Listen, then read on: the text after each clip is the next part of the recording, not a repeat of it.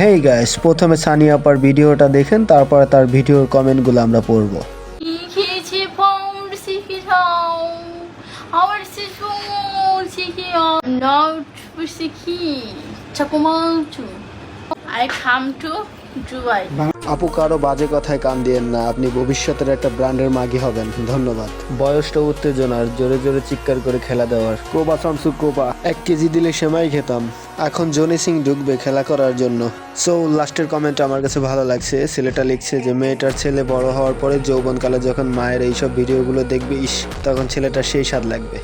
আমার ব্যক্তিগত মতামত থেকে বলতেছি, এইসব নোটিগুলোর জন্য আজকে যুব সমাজটা ধ্বংস হয়ে গেছে। আর যখন পরবর্তীতে আপনারা এই কাজগুলো করবেন, টিকটকে বিভিন্ন ধরনের ভিডিও ছাড়বেন, নাচা বিভিন্ন অঙ্গভঙ্গি করে যখন ভিডিওগুলো ছাড়বেন, আপনারা একটা জিনিস চিন্তা করবেন যে পরবর্তী প্রজন্ম মানে আপনাদের ছেলেমেয়েরা তখন এই ভিডিওগুলো দেখবে এবং তারা কি করবে, তারা রাস্তা সমাজে চলাফেরা করতে পারবে না। তাদের ফ্রেন্ড সার্কেল আপনার ছেলে মেয়েকে বিভিন্ন ধরনের নিয়ে বিভিন্ন রকমের হাসাহাসি করবে।